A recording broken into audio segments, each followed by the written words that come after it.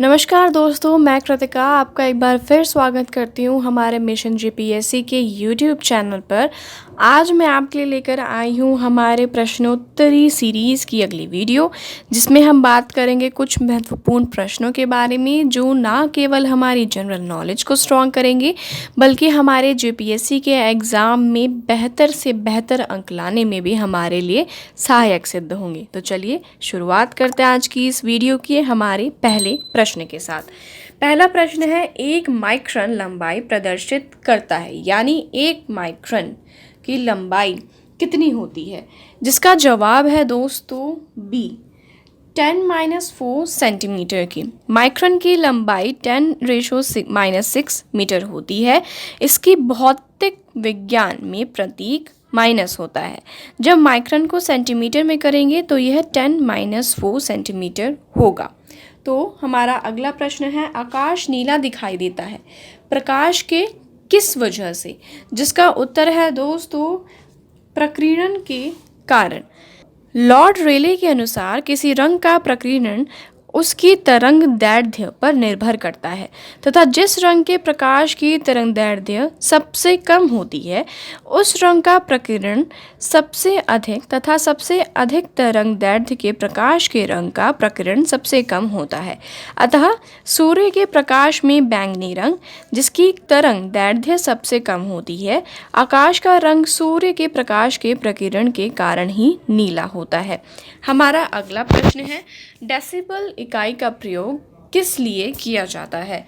जिसका जवाब है ध्वनि की तीव्रता नापने में। तीव्रता ध्वनि का वह लक्षण है जिससे ध्वनि सीमा यानी मंद अथवा तीव्र यानी प्रबल सुनाई देती है। ध्वनि की तीव्रता एक भौतिक राशि है जिसे शुरुआत से नापा जाता है। माध्यम के किसी बिंदु पर ध्वनि की तीव्रता उस बिंदु पर एकांक क्षेत्रफल के प्रति सेकंड तल के लंबवतः गुजरने वाली ऊर्जा के बराबर होती है। ध्वनि की तीव्रता की माप डेसिबल यानी डीबी में होती है। अगला प्रश्न है, कमरे में लगा हुआ वातानुकूल क्या नियंत्रित करता है? यानी जो हमारा वातानुकूल होता है वो हमारे कमरे में किस चीज़ को नियंत्रित करता है? जिसका आंसर है केवल आर्द्रता एवं तापक्रम। कमरे में लगा हुआ वातानुकूलक कमरे का आर्द्रता एवं तापक्रम दोनों को ही नियंत्रित करता है। अगला प्रश्न है, खतरे के संकेत के लिए लाल प्रकाश का प्रयोग क्यों किया जाता है? कहीं पर भी हम जाते हैं, चाहे हम रेड लाइट देखें या कोई डेंजर का साइन देखें, तो उसमें रेड कलर का यूज़ होता है। क्यों होता है? जिसका जवाब है क्योंकि इसका प्रकीर्णन सबसे कम होता है। जब सूर्य का प्रकाश वायुमंडल से गुजरता है तो वायुमंडल में उपस्थित कणों द्वारा विभिन्न दिशाओं में प्रसारित हो जाता है। बैंगनी रंग का प्रकीर्णन सबसे अधिक व लाल रंग का सबसे कम होता है। लाल रंग का आधिक्य हो जाता है, इसलिए खतरे के समय जहाज से लाल रंग के प्रकाश का उपयोग किया जाता है। अगला प्रश्न है हमारा, निम्नलिखित में से कौन सा हास गैस यानी लाफिंग गैस के रूप में प्रयुक्त होता है? इसका जवाब है दोस्तों nitrous oxide. Nitrous oxide gas को अल्प मात्रा में सूंघने पर हंसी उत्पन्न होती है। इसी गुण के कारण इसको हंसी उत्पन्न करने वाली गैस कहती हैं। इसका उपयोग चीर फाड़ या दांत उखाड़ते समय बेहोश करने के लिए ऑक्सीजन के साथ नाइट्रस ऑक्साइड को मिलाकर निश्चित रूप से किया जाता है। अगला प्रश्न है दोस्तों, निम्नलिखित में से कौन सा रसायन फल पकाने के लिए उपयोग में लाया जाता है? यानी फल पकाने के लिए जो किसान होते हैं वह अधिकतर कौन से केमिकल का यूज़ करते हैं? जिसका जवाब है बी यानी कैल्शियम कार्बाइड। कैल्शियम कार्बाइड या जल की प्रक्रिया द्वारा एसिटिलीन का निर्माण होता है, जिसका प्रयोग कपूर बनाने, धातुओं को काटने जोड़ने में, कच्चे फलों को कृत्रिम रूप से पकाने तथा निश्चेतक के रूप में होता है। एथिलीन का प्रयोग भी कच्चे फलों को पकाने तथा उनके संरक्षण में होता है। अगला प्रश्न है, निम्नलिखित में से कौन सी एक वायु प्रदूषक गैस है और जीवाश्म ईंधन के ज्वलन स्वरूप उत्पन्न होती है? जिसका जवाब है दोस्तों सल्फर डाइऑक्साइड। कोयला और पेट्रोलियम जैसे जीवाश्म ईंधन के जलने से सल्फर डाइऑक्साइड गैस निकलती है जो एक वायु प्रदूषक है। इसके प्रभाव से श्वास नली में एपिथेलियम में उत्तेजना, श्वास लेने में दिक्कत, आंखों में जलन, सिरदर्द जैसी समस्या होती है। जबकि वायुमंडल में नाइट्रोजन 78.08%, ऑक्सीजन 20.9% तथा हाइड्रोजन 0.000005% पाया जाता है। यानी इसका जवाब है दोस्तों सल्फर डाइऑक्साइड। अगला प्रश्न है, ट्रांसफार्मर का उपयोग निम्नलिखित में से किस उद्देश्य के लिए किया जाता है? जिसका जवाब है दोस्तों प्रत्यावर्ती धारा विभव को ऊंचाई अथवा अपचाई करने के लिए। अगर हम इसका एक्सप्लेनेशन की तरफ गौर करें तो इसका एक्सप्लेनेशन कुछ इस प्रकार है।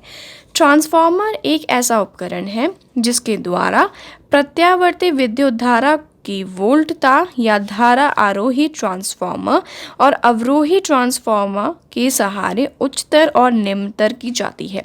ट्रांसफार्मर दो कुंडलियों का बना होता है, एक में मोटे तार की कम लपेटें और दूसरे में पतले तार की अधिक लपेटें रहती हैं। प्रथम को प्राथमिक कुंडली और दूसरे को द्वितीय कुंडली कहते हैं। प्रथम को आरोही ट्रांसफार्मर और दूसरे को अवरोही ट्रांसफार्मर कहते हैं।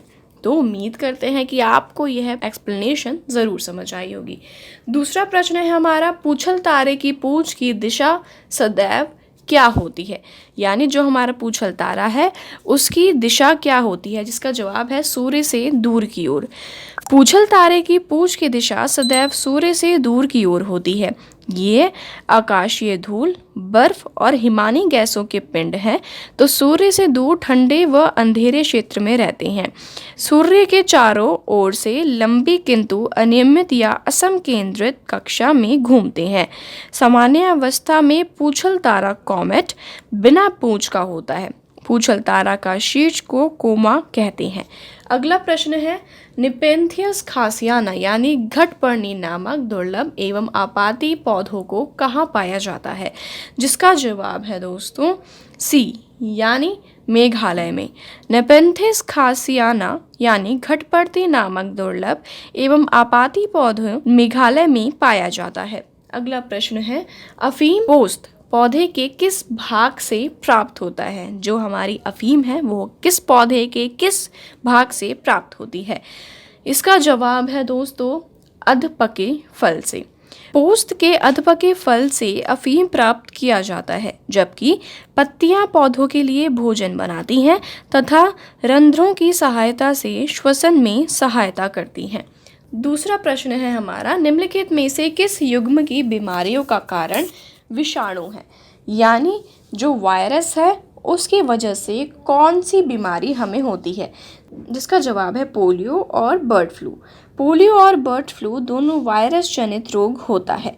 पोलियो मेलाइटिस वायरस द्वारा पोलियो रोग होता है। इसके विषाणु भोजन व फल के साथ बच्चों की आंत में पहुंच जाते हैं। H1N1, H2N2, H5N9, H5N1 आदि बर्ड फ्लू वायरस पक्षियों में रहता है। दूसरा प्रश्न है, निम्नलिखित उड़ने वाले जीवों में से कौन सा पक्षी वर्ग में नहीं आता? यानी हमें कुछ ऑप्शंस दिए गए हैं, इनमें से कौन सी ऐसी चीज़ है जिसको हम उड़ने की गिनती में नहीं गिनते? चमगादड़, चील, कौवा या तोता? जिसका जवाब है ए यानी चमगादड़। एवीज पक्षी वर्ग जिसमें पक्षियों में अग्रपाद, पंखों में परिवर्तित, कंकाल हल्का एवं पंख के ऊपर चोंच पाई जाती है, जिसमें कबूतर, मोर, शुतुरमुर्ग, कौवा आदि आते हैं। जबकि चमगादड़, शेर, बंदर, चूहा, कंगारू, मैमेलिया वर्ग में आते हैं। तो दोस्तों यह एक बहुत ही ज़्यादा इंटरेस्टिंग फैक्ट भी है जो आपको याद रखने की ज़रूरत है। दूसरा क्वेश्चन है, अस्थि एवं दंत निर्माण हेतु निम्नलिखित में से किनकी आवश्यकता होती है?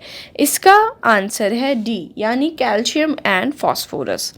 अस्थि एवं दांत के निर्माण हेतु कैल्शियम और फास्फोरस की आवश्यकता होती है। इन दोनों की शरीर के लिए दैनिक मात्रा 1.2 ग्राम होती है। सजीव अस्थि में 20% जल तथा शेष भाग में 2/3 खनिज एवं 1/3 कार्बनिक पदार्थ रहता है। दूसरा प्रश्न है, निम्नलिखित में से कौन सा पादप हार्मोन नहीं है। इसके हमें पॉइंट्स ही बहुत बड़े बड़े दिए हुए हैं, हम इसके एक बार पॉइंट्स की तरफ गौर फरमाएं तो इसमें हमारा जवाब होगा सी यानी इंसुलिन। साइकोक्टाइन, इथिलीन, जिब्रेलिप्पिन पादप हार्मोन है, जबकि इंसुलिन एक पादप हार्मोन नहीं है। इंसुलिन लैंगरहैंस की द्वीपिका द्वारा स्रावित एक हार्मोन है, तो शरीर में रक्त शर्करा की मात्रा को नियंत्रित करता है।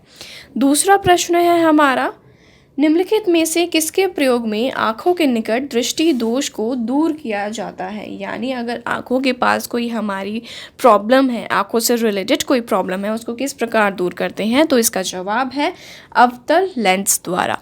निकट दृष्टि दोष से ग्रसित व्यक्ति नज़दीक की वस्तु को देख लेता है परंतु दूर स्थित वस्तु को नहीं देख पाता। इस रोग में आँख के लेंस की गोलाई बढ़ जाती है तथा लेंस की फोकस दूरी घट जाती है। इस रोग को दूर करने के लिए अवतल लेंस का प्रयोग किया जाता है, जबकि दूर दृष्टि के लिए उत्तल लेंस की आवश्यकता होती है। अगला प्रश्न है, मुगल काल में झारखंड का क्षेत्र किस नाम से जाना जाता है। जिसका जवाब है दोस्तों हमारा बी यानी कुकरा। अगला प्रश्न है इसी के साथ, किस स्थल से प्राप्त शिलालेख से प्रमाणित होता है कि 9वीं शताब्दी में छोटा नागपुर के आसपास के क्षेत्रों में गुज्जर प्रतिहारों का प्रसार हो चुका था। अब हम इसके एक बार जो ऑप्शंस हैं उनको देखते हैं। इसके ऑप्शंस हैं इटखोरी, धनबाद, सिंहभूम, पलामू। अब हम इसका जवाब देख लेते हैं। इसका जवाब है हमारा ए यानी इटखोरी।